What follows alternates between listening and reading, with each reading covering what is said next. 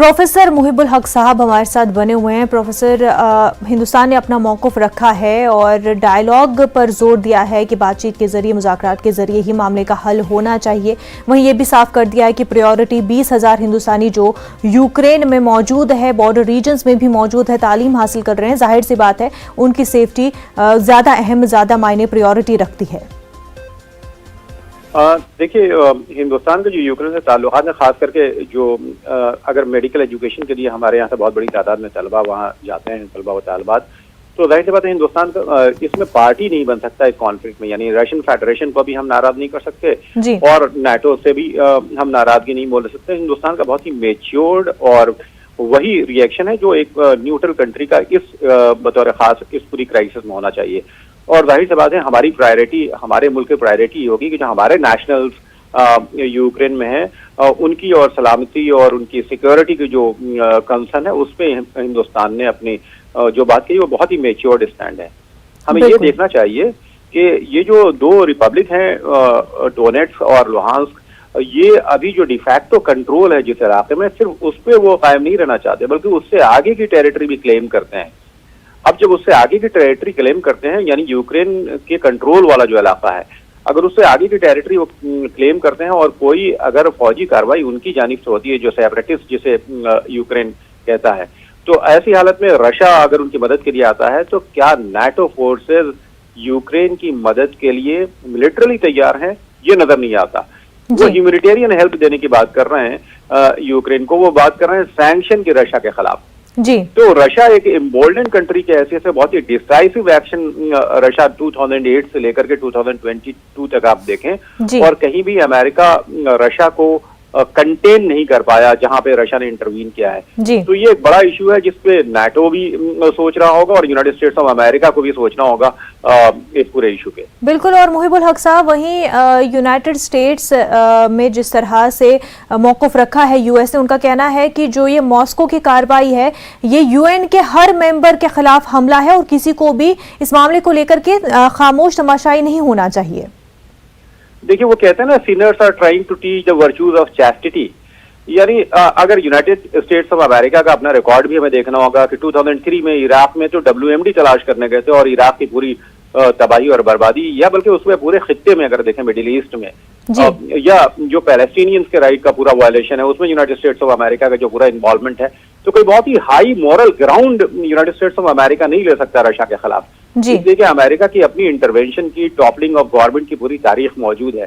तो ये दोनों मेजर पावर्स, तो ये जो छोटी कंट्रीज को या कमजोर कंट्रीज को ये लोग थिएटर ऑफ वॉर जो बनाते हैं मेजर पावर्स, और उनकी अपनी टेरिटोरियल इंटेग्रिटी और सॉवरेंटी मेजर पावर्स के जो कॉन्फ्लिक्ट की वजह से खतरे में पड़ती है, वो एक बड़ा इशू है पूरी दुनिया के लिए। ये इशू अमेरिकन हेजीमनी डोमिनेशन का नहीं है, ये इशू रशियन एक्सपेंशन से ज्यादा बढ़ करके territorial integrity of smaller Nations, weaker Nations का है। तो ऐसी हालत में अमेरिका का कोई बहुत ही हाई मोरल ग्राउंड इस इशू पे नहीं बन पाता है। बिल्कुल। कंसिडरिंग कि किस तरह का हिस्टोरिकल रिकॉर्ड रहा है यूएस का, तो जाहिर सी बात है वो ज़्यादा कुछ जो है इस पर दबाव भी नहीं बनाया जा सकता है, मॉरली वो ग्राउंड है नहीं यूएस के पास। लेकिन मुहिबुल हक साहब, वहीं यूक्रेन के प्रेसिडेंट ने कहा है कि वो तैयार है जंग के हवाले से। अब जाहिर सी बात है कि एक प्रेसिडेंट जो है वो ये नहीं दिखा सकते कि डर है या फिर तैयारी नहीं है, लेकिन उनका ये कहना है, उन्होंने बयान दिया है कि हम तैयार है। पर क्या वाकई यूक्रेन अगर वैसा माहौल बनता है उस चीज़ के लिए तैयार होगा? देखिए, यूक्रेन जो अमेरिका की स्ट्रेटेजी है, नेटो की स्ट्रेटेजी ये होगी कि वो बैक करेंगे यूक्रेन को फाइट के लिए, जाहिर सी बात है, लेकिन वो रशिया से बहुत ज्यादा लंबी मुद्दत तक फाइट नहीं कर पाएगा। अब नेटो के लिए देखिए एक बड़ी अहम बात यह है कि उस पूरे खित्ते में टर्की की अहमियत फिर से नेटो के लिए बहुत ज्यादा बढ़ जाती है। हमने देखा कि अमेरिका की जो डिजास्टरस फॉरेन पॉलिसी थी ट्रंप के जमाने में, उसकी वजह से टर्की जिस तरह से यूरोप से और नाटो से बहुत यानी आइसोलेट होता हुआ नजर आ रहा था और रशिया के करीब जाता हुआ नजर आ रहा है, ऐसी हालत में अब नाटो के लिए टर्की की अहमियत उस पूरे खित्ते में सबसे ज्यादा बढ़ जाती है।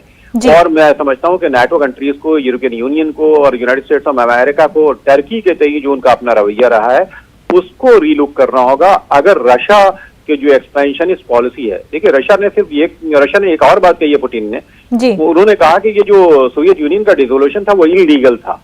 यानी इसका मतलब कि सोवियत एरा की जितनी कंट्रीज हैं यानी वो तमाम रिपब्लिक जो उस जमाने में सोवियत यूनियन का हिस्सा थी, जी उस पर रशिया कहीं ना कहीं से अपना क्लेम रखता है और इसीलिए कह रहा है कि वो इलीगल था।